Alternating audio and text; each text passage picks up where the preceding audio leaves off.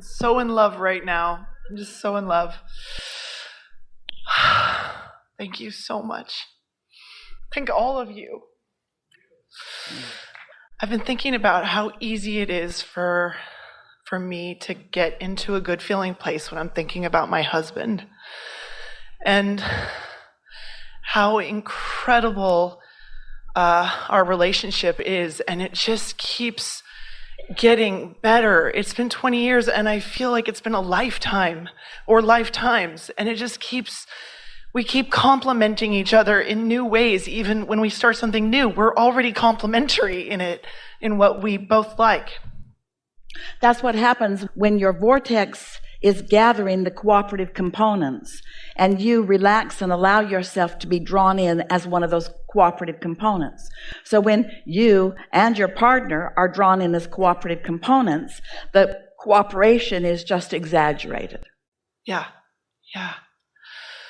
When we're having like wonderful moments together, whether it's camping or just in day-to-day life or just snuggling or making love or whatever it is, like I wonder to myself, I know that Abraham and my Abe team, that they're seeing through my eyes and touching through my hands and smelling, and I'm kind of like, are you guys here? Like, yep. I can.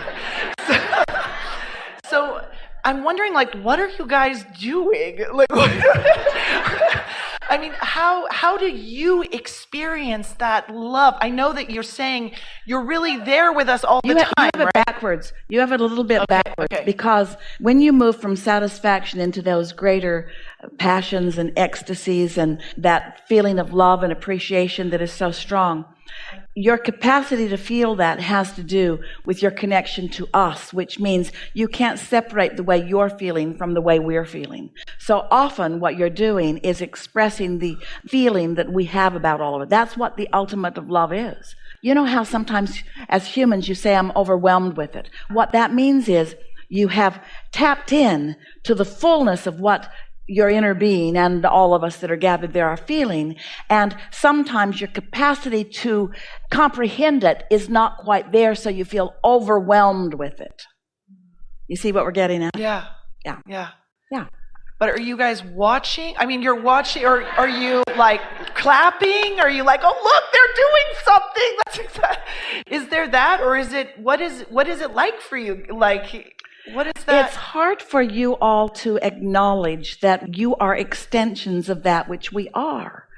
And so when you think of yourselves as being extensions of that which we are... I'm still separate. I'm still thinking of it as separate. Yes. And that's why you're trying to make us like you instead of letting us be the source or the basis of that which you are. In other words, without your inner being, you would not be. First of all, you would not feel any of these delightful things that you're feeling. You would not be able to comprehend it. And so don't try to turn the non-physical part of you into the physical part of you. Instead, understand the non-physical basis of the physical part of you. In some ways, and this is scanty, but it's like saying, what's my blood doing while I'm alive here? What's the metabolism of my cells doing while I'm alive here? That's really scanty, but it's the same sort of silly question. Okay, well, I like to be silly, so that's...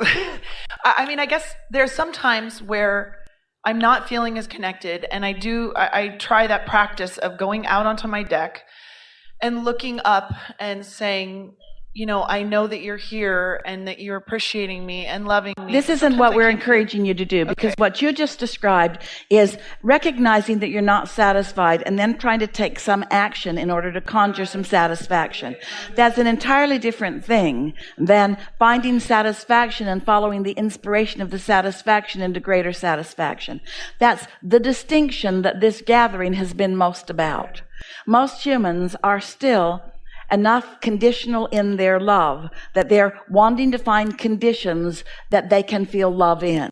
And we want you to find your way to love and then allow the condition to follow that. So once again, we're asking you to start with the vibration of you rather than with the manifestation of you. You see, this turning thoughts to things, we haven't used those words in these days, but let's use them now. Because do you accept that you are leading edge creators? Do you? And do you accept that this is the leading edge?